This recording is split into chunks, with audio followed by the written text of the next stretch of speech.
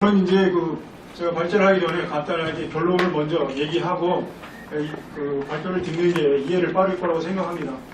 제가 곰곰이 대구에서 올라오면서 평창올림픽이 난민기에 도대체 뭔가 이렇게 한번 단어를 한번 생각해 봤습니다. 첫째가 빚. 이 많은 갚아야 될 빚이 엄청 많고 사후시설을 관리하는 데도 엄청난 많은 비용이 들어간다는 그런 문제점이 하나 있고, 두 번째는 유산이라는 거, 시설. 이 시설을 어떻게 관리할 것인가, 이게 또 하나의 문제라고 생각을 할 수가 있습니다. 또 세 번째는 기억이라고 할 수 있습니다. 기억. 평창 동계올림픽과 함께 했던 아름다운 기억들이 우리의 오랫동안 간직될 거라고 생각합니다. 네 번째가 이제 오늘 이후에 또 발제가 되어 있는데 적폐라고 생각합니다. 이 네 가지가 이제 평창올림픽이 남긴 것이 아닌가를 주관적인 평가를 좀 해보고, 그렇다면 평창올림픽이 성공했느냐 성공 안 했느냐 이렇게 볼 때는 제가 좀 이따 쭉 말씀을 드리겠지만 대부분 대략적으로 성공했다. 그런데 이제 일부에서는 반대, 평창올림픽을 굳이 3수에 거쳐서 할 필요가 있느냐 이런 반대를 하신 분들은 성공을 하지 못했지만 그래도 잘했다 이런 평가를 내리고 있는 것 같습니다. 이런 평가를 가지고 이제 포스트 평창이라는 거, 바로 평창을 어떻게 갈 것인가 이런 문제를 제가 좀 나름대로 살펴봤을 때, 이 조선 500년을 지배했던 그런 유토피아가 이 대동사회라고 하는데, 이 대동사회는 어떻게 보면 잘 먹고 다 함께 더불어 잘 살자는 그런 세 가지의 어떤 기본 이념을 갖고 있습니다. 이거를 이제 우리가 스포츠에 이렇게 적용을 하는 것에 대한 그런 디자인, 설계를 좀 해봤고, 그다음에 스포츠가 모든 사람을 위한 것이 아니라 이제는 스포츠가 바이 올, 모든 사람에 의해서 형성되는 스포츠에 대한 관심을 가질 필요가 있다 이렇게 생각합니다. 제가 오늘 얘기할 요지는 이겁니다. 그래서 이거를 하나씩 설명을 하도록 하겠습니다. 평창 동계올림픽은 2월 9일부터 25일까지 이렇게 진행된 올림픽이라는 걸, 이게 원래는 이제 평창에서 개최를 단독 하려고 했는데 분단에서 강릉 정선. 이게 이제 개최비를 우리가 돈을 아끼기 위해서 분산 개최에 대해서 이 IOC 어젠다 2020에서 이거 분산 개최를 권장을 했는데, 이 분산 개최를 수용하지 않아서 비용을 많이 절감할 수 있는 기회를 놓쳤다고 볼 수 있습니다. 올림픽 100년의 역사를 제가 쭉 한번 분석을 해봤더니 이 네 가지 패러다임으로 이렇게 시작이 되고 있습니다. 1896년에 이 올림픽이 시작되면서 여기서 보면은 평화, 정치, 경제 이렇게 환경 올림픽으로 이렇게 패러다임이 구성되고 있는데, 그럼 평창 올림픽이 성공했느냐 아니냐 네 가지 잣대를 통해서 한번 검토가 가능하다고 생각합니다.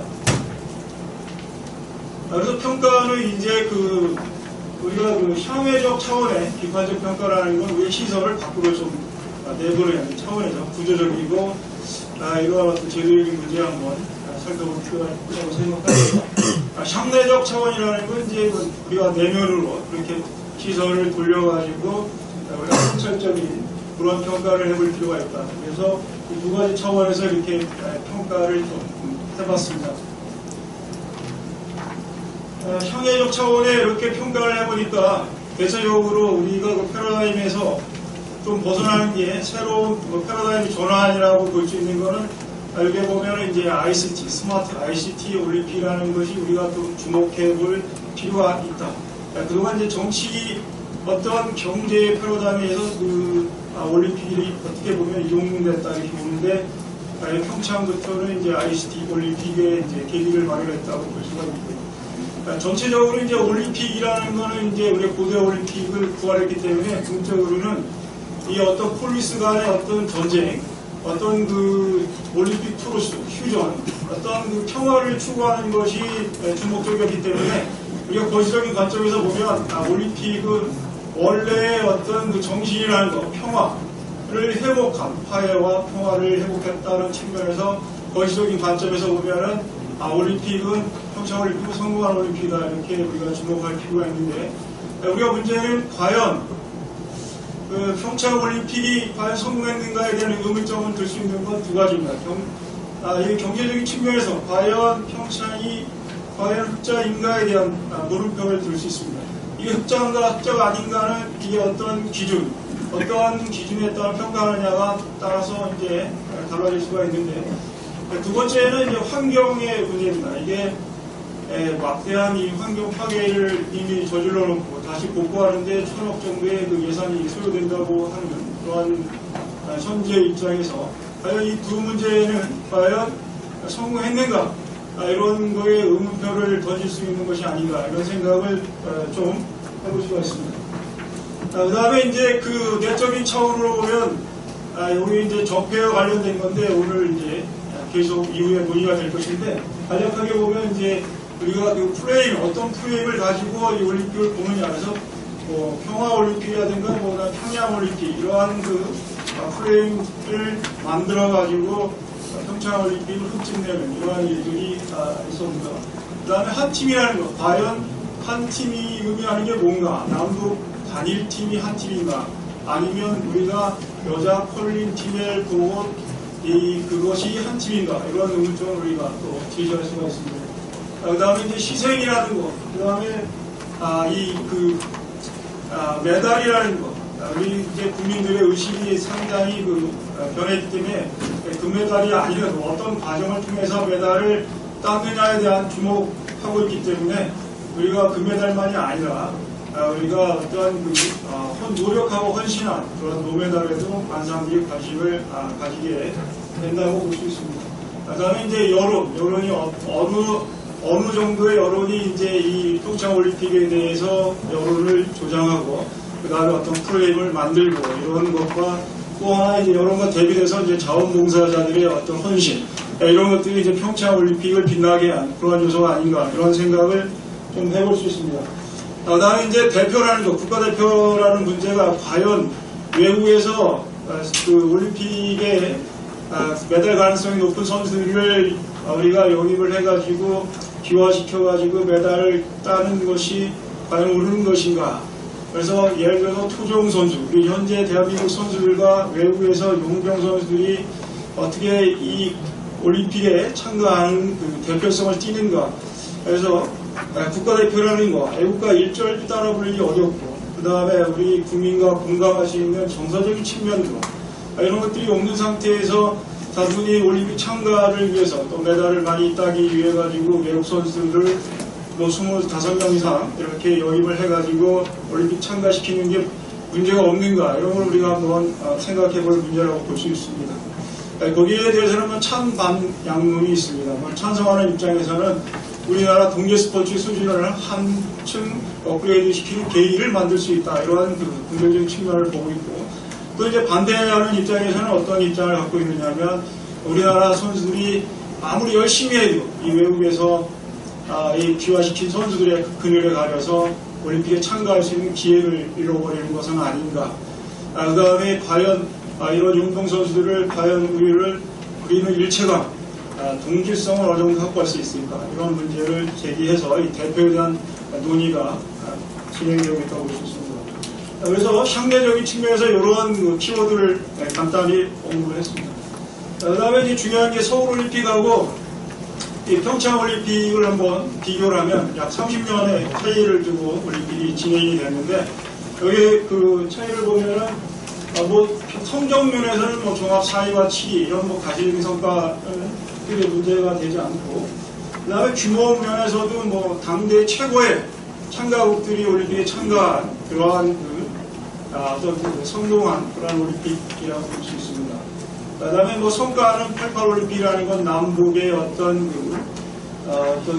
종식, 냉전 종식, 이 LA 올림픽과 모스크바 올림픽에 대해서 반쪽 올림픽이라는 그런 것을 서울올림픽 계획을 통해 가지고 이게 통합된 화해의 올림픽이라는 걸 우리가 눈여겨볼 수가 있습니다.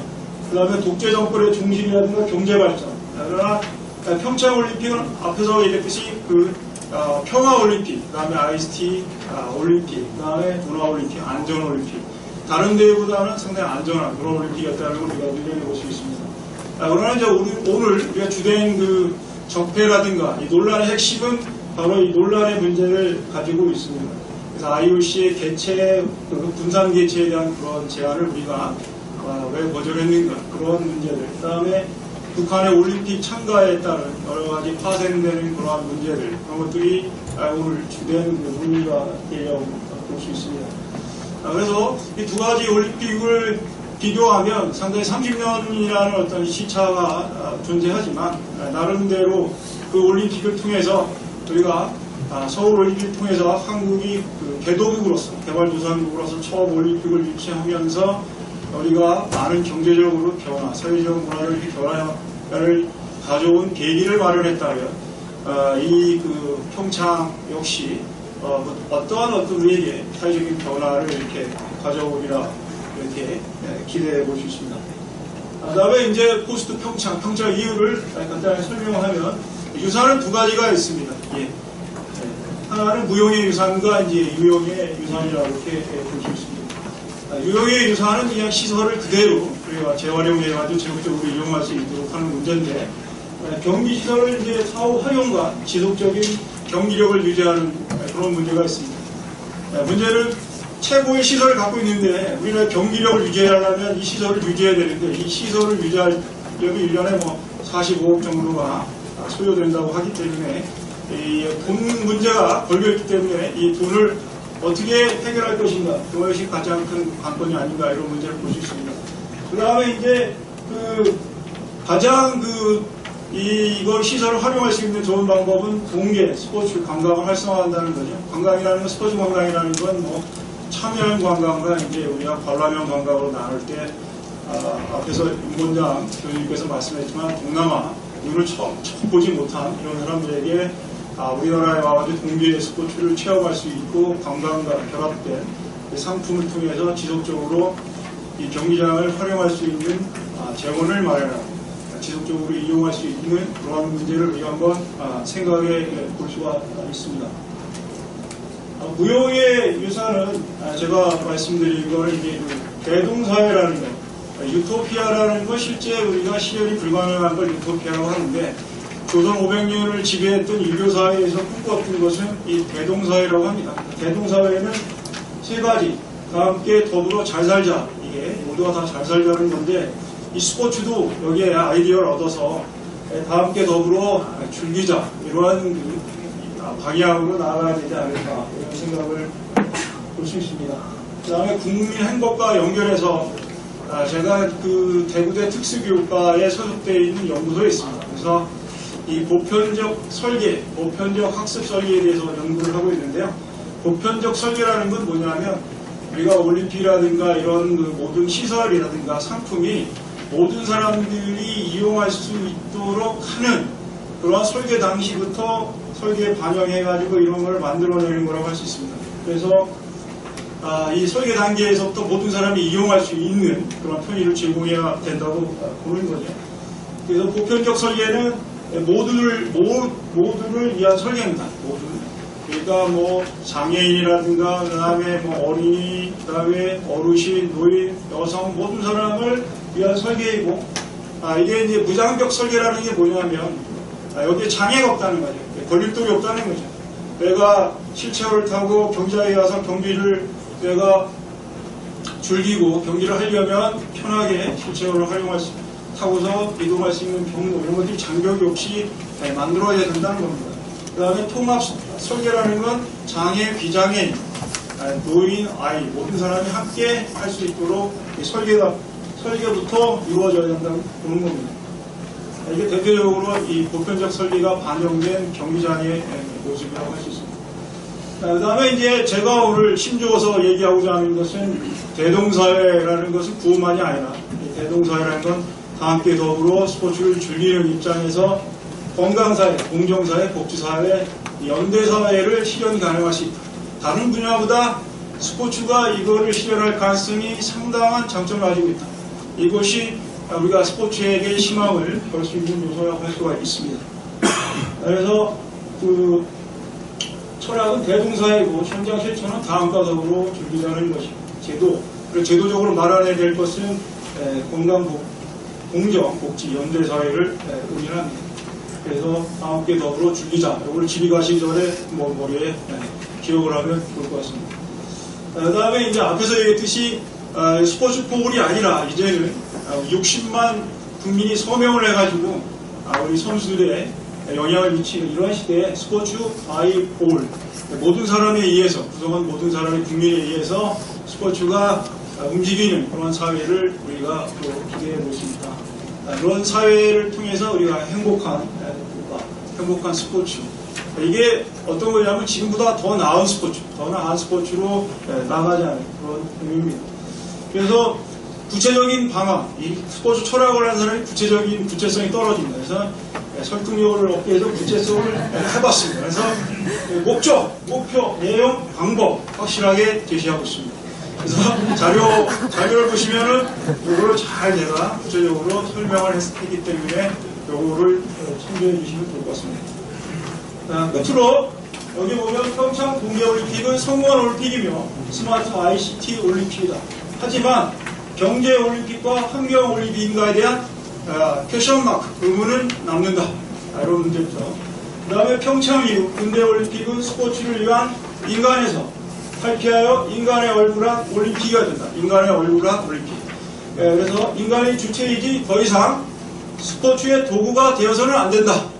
그 다음에 스포츠를 통한 대동사회의 구현을 위해 스포츠를 통해서 건강, 공정, 복지, 연대사회를 만들자는 것이다. 그리고 스포츠를 다 함께 더불어 즐기는 그런 사회를 만들자는 것입니다. 발표를 여기까지 마치겠습니다. 감사합니다.